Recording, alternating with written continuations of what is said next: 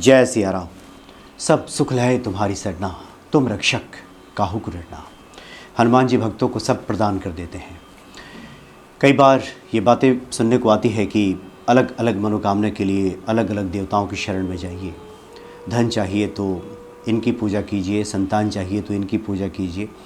यानी अलग अलग कामना पूर्ति के लिए अलग अलग देवताओं की अलग अलग मंत्रों की बात की जाती है।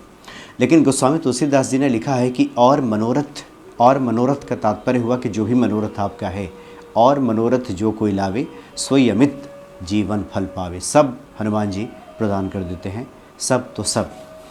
कई बार भक्तों के अद्भुत अनुभव सुनने के बाद हनुमान जी के प्रति ये भक्ति और बढ़ जाती है, श्रद्धा में बढ़ोतरी हो जाती है, विश्वास अटल हो जाता है। कुछ ऐसा ही एक अनुभव मुझे लिख करके एक महिला भक्त ने भेजा है। ये आगरा की रहने वाली हैं, कनुप्रिया जी। कनुप्रिया इनका नाम है, आगरा की रहने वाली है। इन्होंने एक लंबा चौड़ा मेल किया है और ये बताया है कि इनके जीवन में किस किस प्रकार की कठिनाइयाँ थीं और 21 दिनों का इन्होंने संकल्प लेकर हनुमान चालीसा का पाठ किया। और हनुमान भक्ति पे इन्होंने सुना था कि रात्रिकालीन अगर हनुमान जी की पूजा की जाए तो इसका विशेष फल हमें प्राप्त होता है।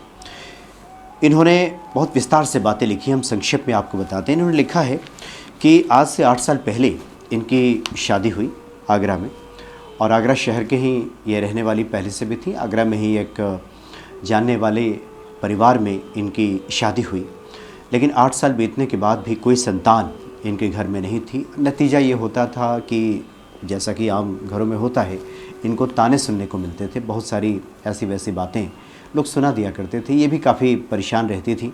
बहुत जगह इन्होंने पूजा पाठ किया, हर कुछ किया, दवाइयाँ कराई, पूजा पाठ कराया, लेकिन कहीं से कोई लाभ इन्हें प्राप्त नहीं हुआ।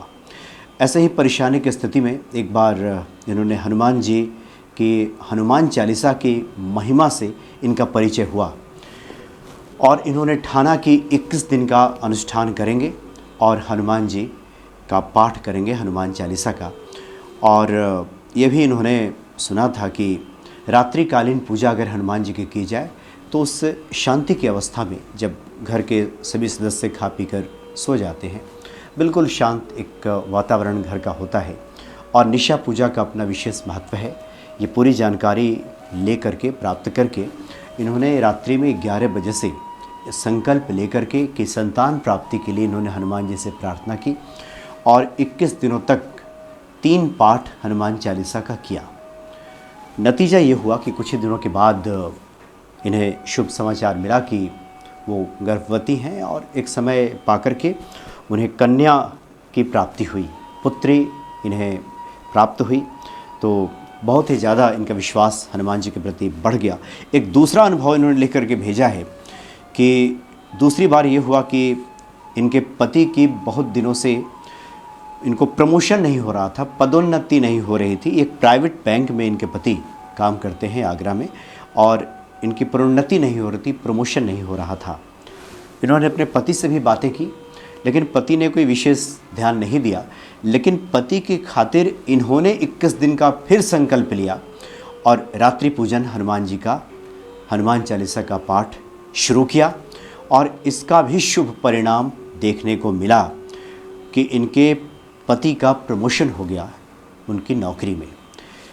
तो इन्होंने काफ़ी विस्तार से ये बातें लिखी हैं, धन्यवाद दिया है कि इस तरह के अद्भुत उपाय और हनुमान जी की महिमा सुनने के बाद ये जो भक्ति बढ़ी, हनुमान जी की ये ऋणी रहेंगी, इस प्रकार की बातें इन्होंने लिखा है।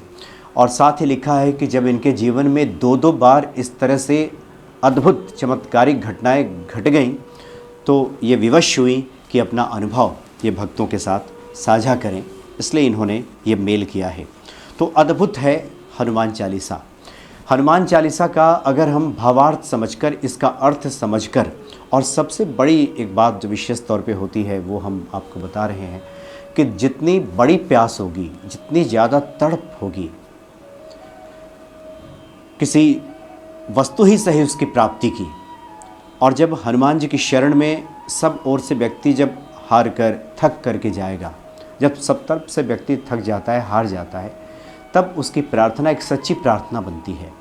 नहीं तो कई बार व्यक्ति प्रार्थना भी करता है, हनुमान चालीसा का पाठ भी करता है और उसका ध्यान इधर उधर में भी लगा रहता है, छल प्रपंचों में, इस पे उस पे, इससे काम बन जाएगा, उस पे काम बन जाएगा। तब तक ये हनुमत कृपा तो शायद हम थोड़े दूर रहते हैं। हनुमत कृपा उतरती नहीं है व्यक्ति के ऊपर। लेकिन जब व्यक्ति हर ओर से हार जाता है, हर तरफ से वो जब टूट जाता है, आस उसकी छूट जाती है, या तो संसार स्वयं उसे छुड़ा दे, संसार से मोह भंग खुद हो जाए संसारिक लोगों से मिलने के बाद, या फिर उसे समझ ही पैदा हो जाए कि बाहर कुछ नहीं रखा है, जो कुछ है वो हनुमान जी की शरण में ही हम प्राप्त कर सकते हैं। और इस भाव से व्यक्ति जब पाठ करता है तो परम दयालु हनुमान जी तुरंत कृपा कर देते हैं, इस पर कहीं कोई दो राय नहीं है। तो इस तरह के अद्भुत जो अनुभव हैं लगातार हमें प्राप्त होते हैं। बहुत सारे लोग मेल करते हैं, मैसेजेस आते हैं कि ये कठिनाई थी, ये परेशानी थी, हमने हनुमान बाहु का पाठ किया तो बीमारी ठीक हो गई, धन की किल्लत चल रही थी, नौकरी नहीं लग रही थी। तमाम इस तरह के लोग लिख लिख कर भेजते रहते हैं। कुछ लोग तो कमेंट सेक्शन में जा कर के भेजते हैं, कुछ लोग विस्तार से मेल भी करते हैं।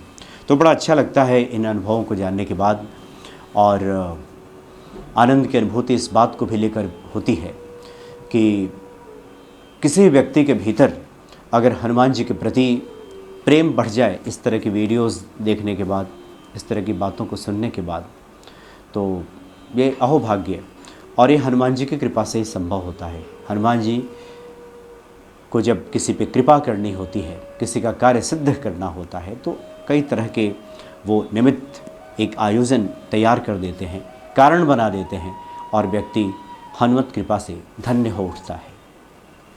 जय सिया राम।